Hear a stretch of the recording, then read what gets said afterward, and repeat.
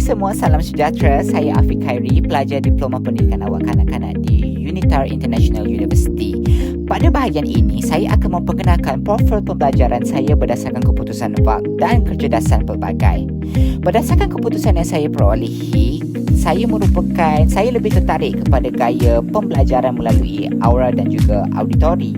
Ini bermaksud saya belajar dengan lebih berkesan melalui pendengaran seperti mendengar penerangan guru, perbincangan kumpulan, rakaman audio dan video pembelajaran.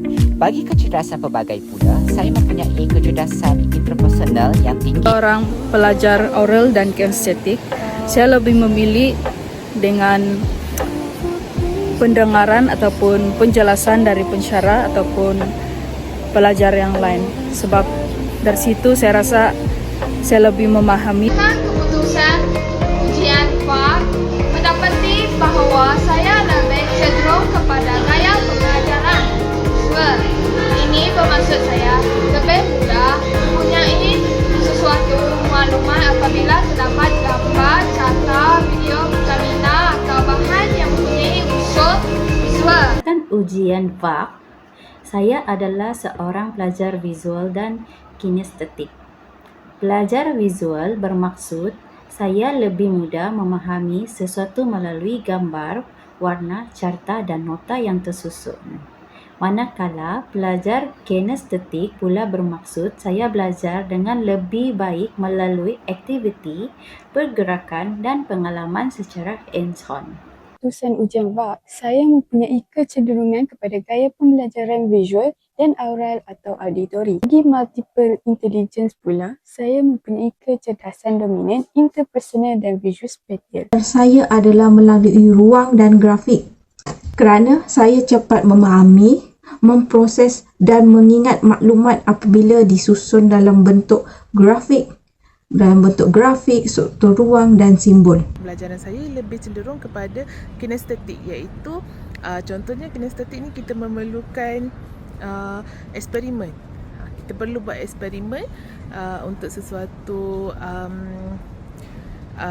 tugasan ataupun sekiranya saya mempunyai exam, saya perlu lebih membuat latih tubi. Melalui pembelajaran VAK, saya adalah seorang pelajar yang visual dan juga auditori. Visual merupakan belajar melalui penglihatan dan juga auditori merupakan belajar melalui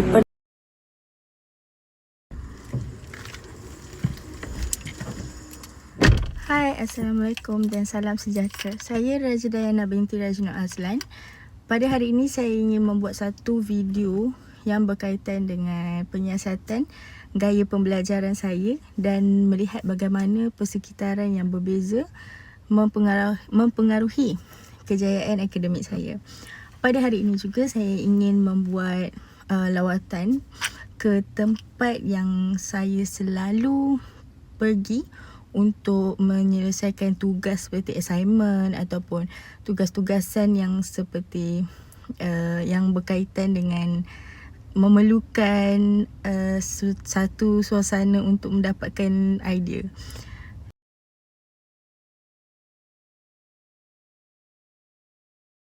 Memahami gaya pembelajaran sendiri dapat membantu saya memilih kaedah dan persekitaran yang paling sesuai untuk mencapai kejayaan akademik. Saya percaya gaya pembelajaran saya banyak dipengaruhi daripada hobi yang saya sering lakukan semasa saya menuntut pengajian saya di peringkat sekolah rendah ataupun sekolah menengah. Hobi saya yang sering mendengarkan muzik apabila saya menyiapkan tugasan ataupun mengulang kaji pelajaran. Kedua pula, jika saya melihat kembali pengalaman semasa di sekolah rendah, saya menyadari bahawa gaya pembelajaran saya telah berubah sejak kecil lagi. Saya lebih berminat pada aktiviti yang melibatkan gambar. Pembelajaran saya ini sebenarnya bermula sejak kecil. Semasa di sekolah rendah, saya lebih suka belajar menggunakan gambar dan warna berbanding hanya membaca buku. Ibu bapa dan guru juga sering galakkan saya untuk belajar menggunakan kaedah. Gaya pembelajaran saya terbentuk sejak zaman sekolah apabila saya lebih mudah memahami pelajaran melalui gambar, video dan penerangan yang jelas. Ini kerana ia membantu saya memahami maklumat dengan lebih mudah. Awal mula saya mengetahui teknik pelajar saya adalah itu saya menyambung pelajaran saya bidang fashion dan pakaian. Jadi saya lebih tertarik kepada gambar, warna. Saya adalah dari kedua ibu bapa saya yang mengajarkan saya untuk membuat nota penting sebelum berlakunya sebarang peperiksaan dan membuat latih tubi yang banyak agar saya lebih faham soalan. Melalui pembelajaran visual, saya dapat meningkatkan tahap pemahaman serta menjadikan proses pembelajaran lebih menarik dan berkesan. Saya berasal daripada Kuantan dan saya pernah bersekolah di SMK Seri Mahkota. Saya percaya pada zaman sekolah, guru sering menggunakan gambar, carta semasa mengajar dan saya mendapati bahawa saya lebih mudah mengingat maklumat yang dipersembahkan secara visual.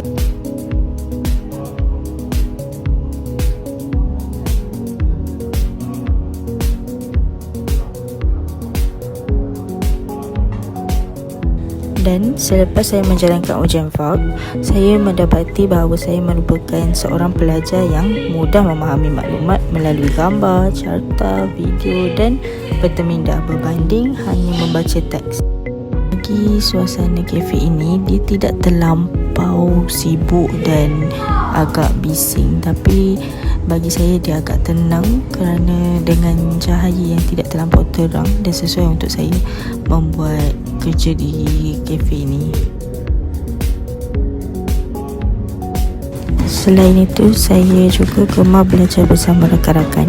Apabila berbincang ataupun bertukar pendapat, saya lebih cepat memahami sesuatu konsep. Pengalaman ini membentuk cara saya belajar sehingga hari ini.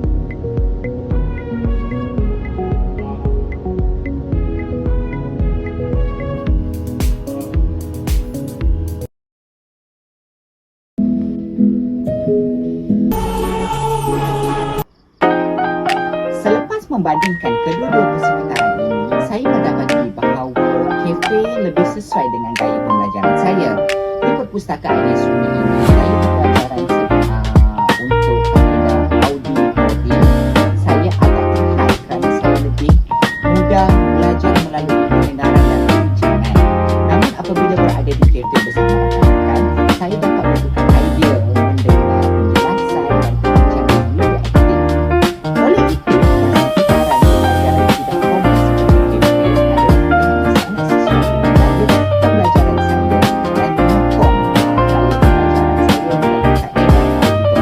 menyediakan suasana yang tenang dan selesa untuk belajar.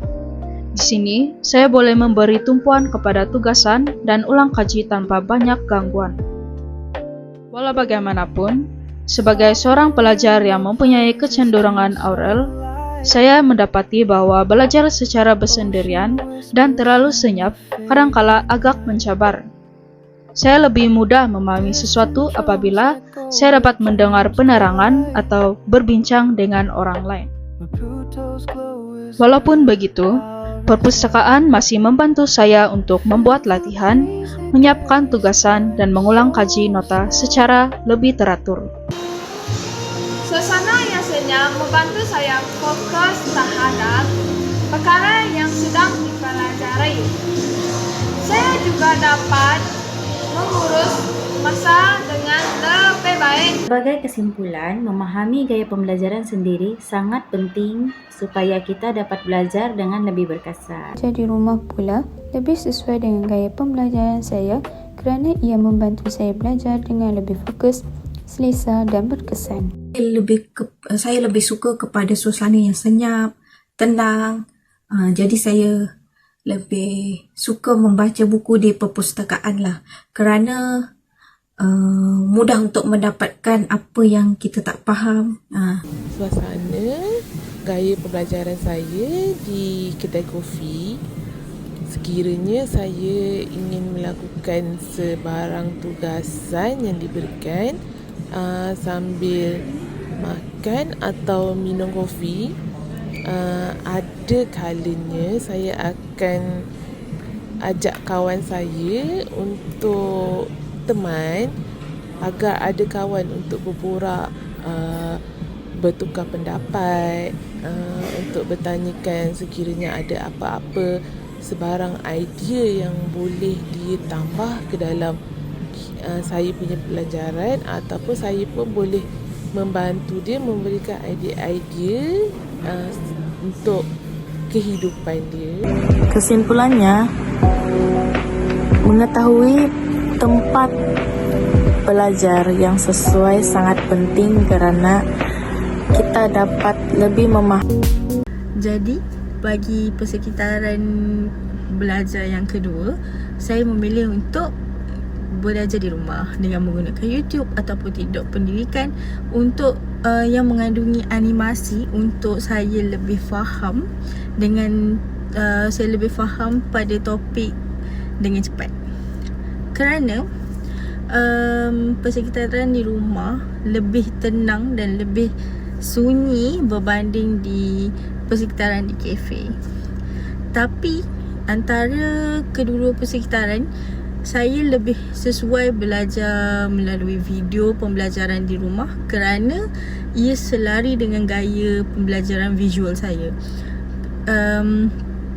Kerana di rumah saya boleh membuka YouTube untuk lebih faham atas topik yang saya ingin memahaminya. Jadi bagi antara kedua-dua persekitaran ini, saya akan memilih belajar di rumah. Tetapi sekiranya saya inginkan suasana yang dapat melihat pemandangan, ataupun saya dapat duduk dengan keadaan yang ataupun saya ingin bersosial dengan rakan-rakan saya, ataupun untuk melakukan belajar secara berkumpulan, saya lebih memilih belajar di kafe kerana lebih mudah lah untuk saya dan kawan-kawan saya berjumpa. Dan kesimpulannya, saya memilih untuk belajar di rumah lebih baik dan lebih tenang daripada belajar di kafe. Sekian, terima kasih. Terima kasih kerana menonton.